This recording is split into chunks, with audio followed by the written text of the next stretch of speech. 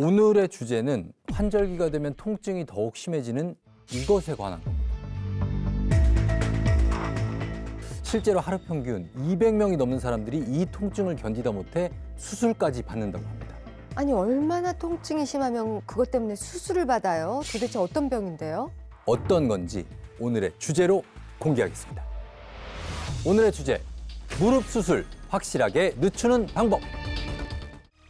저도 사실 무릎은 안 좋잖아요. 그리고 이제 연골연화증도 있고, 그리고 강아지가 막 뛰었다가 멈추고 막 뛰었다가 하면 안 되는데, 내 무릎을 아껴야 되는데 이런 생각하면서 수술하신 분들을 보면 수술을 좀 늦게 하는 게 낫고, 좀 어떻게 하면 좀 수술을 좀 피해야지라는 생각이 좀 앞서긴 하거든요. 근데 저는 이게 주변에 이 무릎 아프신 어르신분들이 좀 많이 계시거든요. 근데 통증이 도대체 어느 정도길래 이렇게 많이 아파하세요 하니까 진짜 칼로 긁는 것 같은 느낌이 굉장히 좀 심하다. 좀 심하다. 제가 생각했을 때는 수술하면 좀 나아지지 않을까 이런 생각이 좀 들긴 하더라고요. 안타깝지만 인공관절 수술을 한다고 해서 평생 무릎 통증에서 완전히 벗어나기는 조금 힘듭니다. 아니 근데 수술하면은 보통 싹 낫는 거 아니에요? 네. 확실히 이제 수술을 하면은 평소에 가지고 있던 통증도 많이 개선이 되고 걸음걸이라든지 이런 기능적인 측면들도 많이 개선이 됩니다. 하지만 이제 인공관절에도 수명이라는 게 있거든요. 그래서 인공관절 수명이 요즘은 20년에서 25년 정도로 보고가 되고 있습니다. 그래서 이제 그 시간 정도가 지나면 나중에 이제 재수술을 받아야 될 수가 있는 거죠. 재수술?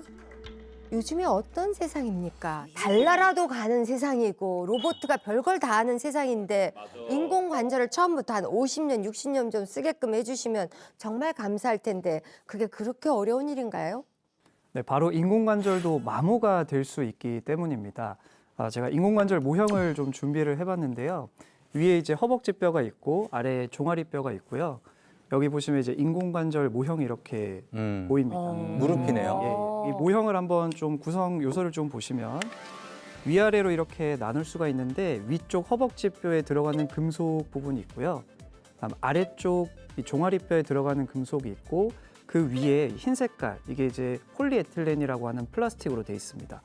그래서 우리가 수술을 할 때 금속과 금속 사이에 이 폴리에틸렌을 끼워 넣어주는 그런 형식으로 돼 있고, 이 폴리에틸렌이라는 이 플라스틱도 우리가 무릎을 수술해 놓으면은 장시간 여러 번, 수만 번, 수십만 번 쓰게 되다 보니까 한 부위에 스트레스가 많이 가해져서 그 부분이 닳고 마모가 될 수가 있습니다.